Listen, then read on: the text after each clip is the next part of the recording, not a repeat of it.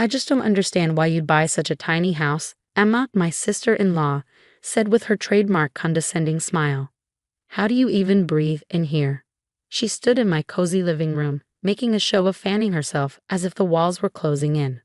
I'm Sarah Mitchell, and at 34, I thought I finally created the perfect home for my family. Our 1,200 square foot house might not be a mansion, but with its charming character and a large backyard that had so much potential, it was everything we dreamed of. My husband Tom and I had spent months finding the perfect place within our budget, somewhere our two kids could grow up with a yard to play in. But according to Emma, we might as well have moved into a cardboard box. Actually, we love the size, I replied, keeping my voice steady. It's perfect for us and the backyard. Oh, honey, she interrupted, waving her manicured hand dismissively. You can't seriously expect us to have family gatherings here. There's barely room to turn around. She peered through our kitchen window at our backyard, which admittedly needed work. And that space out there looks like a jungle. I felt Tom tense beside me. His sister had always been like this, ever since we got married 5 years ago. Everything we did was somehow wrong, too small, too simple for her sophisticated tastes. Her own 4,000 square foot house in the expensive part of town was her favorite topic of conversation. We're hosting Thanksgiving this year, Emma announced, scrolling through her phone. Mom agreed it makes more sense at my house. You understand, right? We need space for everyone to be comfortable. By everyone, she meant our small family of 8. Tom's parents, Emma and her husband, and the 4 of us. Our house could easily fit them all, but Emma had decided otherwise. That evening, after she left, I stood in our backyard looking at the overgrown space. It was big, almost a 1/4 acre, currently just wild grass and a few scattered trees. We'd been planning to do something with it, but between moving in and settling the kids into their new schools, we hadn't had the time. Don't let her get to you, Tom said, joining me outside. Emma's always been a snob. I finished, managing a small smile. He laughed, wrapping an arm around my shoulders. I was going to say particular, but yeah. I leaned into him, my mind starting to work. The backyard really did have potential. A lot of potential. You know what? Maybe Emma's right. Sarah? No, hear me out. This space is too big for just us. But what if? I walked further into the yard, ideas beginning to take shape. What if we did something bigger? Something for the whole neighborhood? The next day, I noticed Mrs. Torres, our elderly neighbor, tending to her small container garden on her apartment balcony.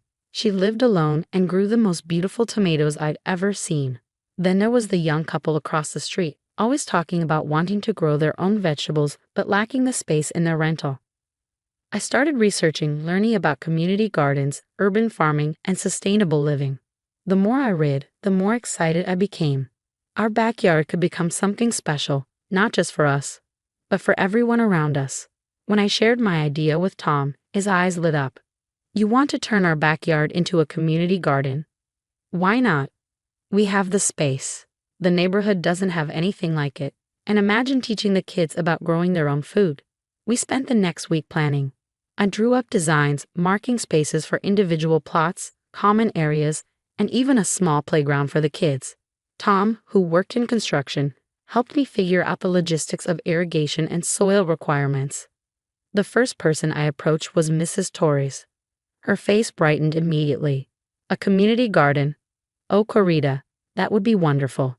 My balcony is so small, and I miss having real earth under my fingers. Word spread quickly. The young couple across the street, Mike and Lisa, offered to help with the initial clearing. Other neighbors started showing interest, offering tools, expertise, and enthusiasm. One Saturday morning, as we began clearing the yard, Emma drove by. She slowed down, watching the small crowd of neighbors working together, confusion clear on her face. Later that evening, she called Tom. "What is Sarah doing to your yard?" she demanded. "It looks like she's destroying it. Mom is worried sick about your property values." Tom put the call on speaker so I could hear. "Actually, we're creating a community garden. The whole neighborhood's involved." "A what? Oh my God, you can't be serious. First a tiny house, and now you're turning your yard into some kind of public vegetable patch? What will people think?" I took the phone from Tom. They'll think we're building something beautiful for our community, Emma. You're welcome to join us. Join you? Playing in the dirt with strangers? I don't think so. She hung up, and I could almost hear her eyes rolling. But we kept working. Every weekend, more neighbors joined in. Mr. Lee, a retired landscaper, helped us design proper drainage.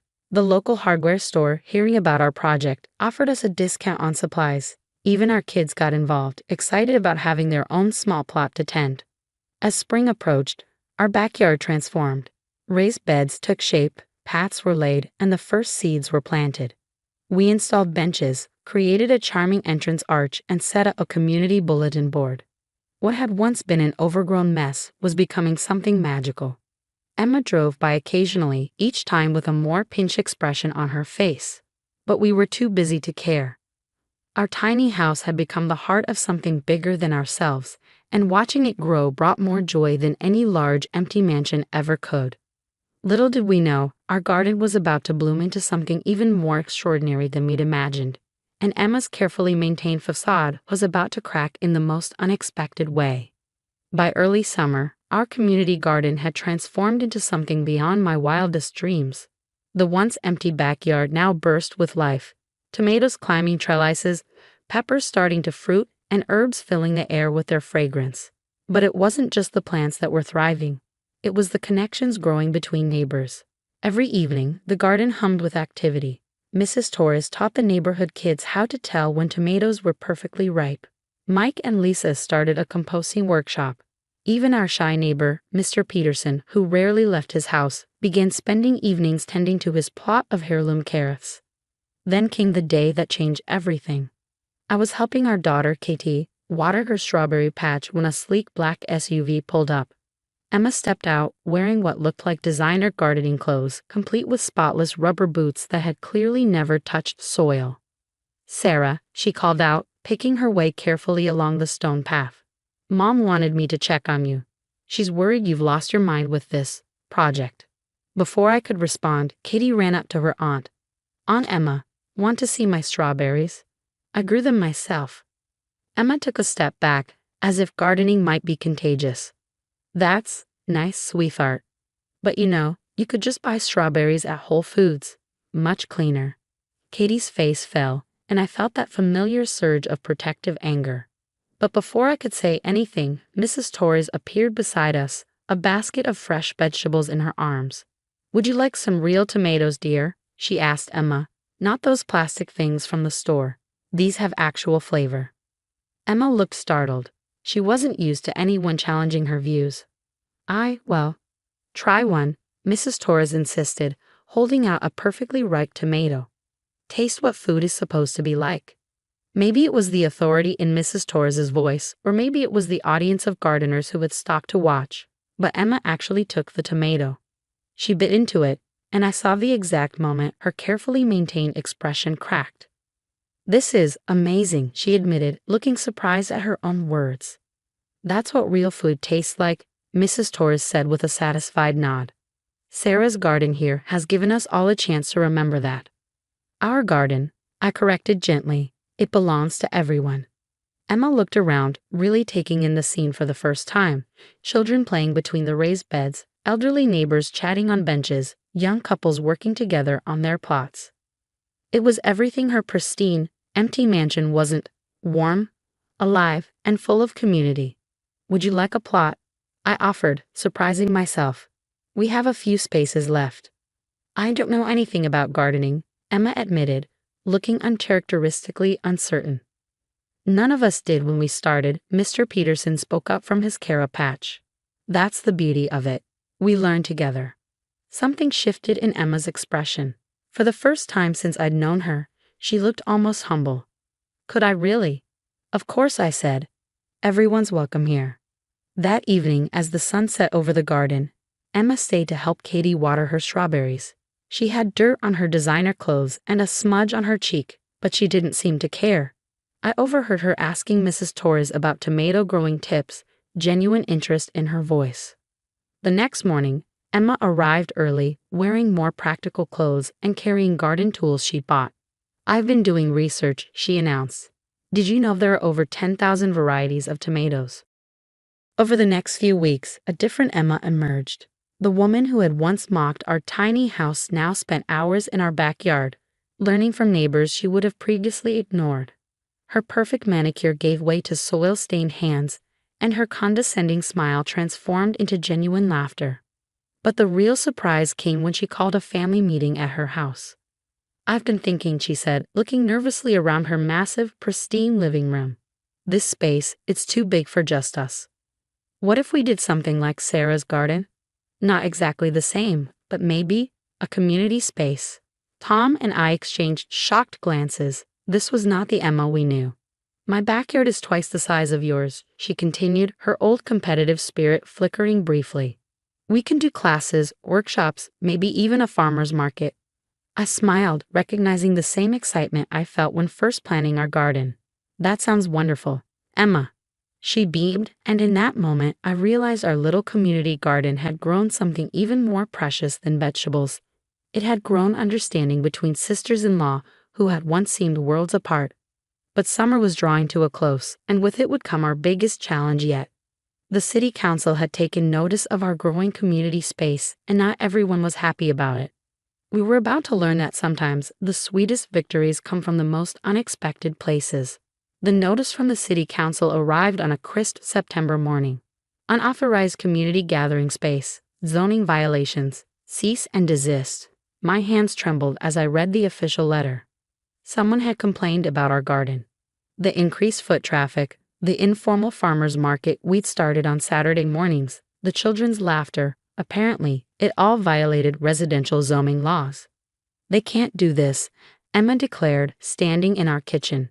She had driven over immediately after I called her, still wearing her gardening apron. "This garden is the best thing that's happened to our neighborhood." Looking at her now, passionately defending the very project she'd once mocked, I felt a surge of gratitude. "We have 2 weeks to appeal," I said, "but we'll need community support." Emma's eyes lit up. "Leave it to me." Over the next few days, I watched in amazement as my sister-in-law channeled all her former social networking skills into saving our garden. The woman who once used her connections to exclude us now used them to help us. She contacted local news stations, got signatures from neighbors, even convinced her friend on the Historical Society board to declare our garden a vital example of modern community building in a historical context. But the most surprising moment came during the city council meeting. The room was packed. Our entire garden community had shown up.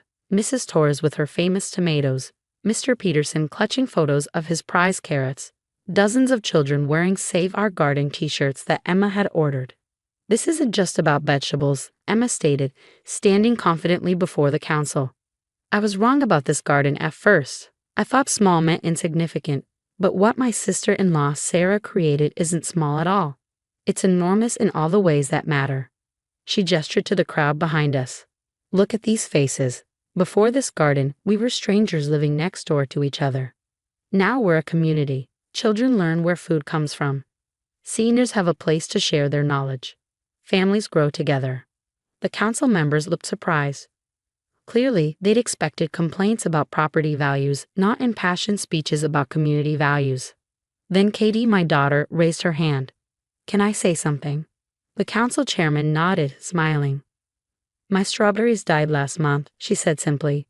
"But Mrs. Torres helped me plant new ones, and Mr. Peterson gave me some carrot seeds, and Aunt Emma taught me about composting. That's what our garden is, everyone helping everyone else grow." The room fell silent. Even the council members looked moved. When the vote came, it was unanimous.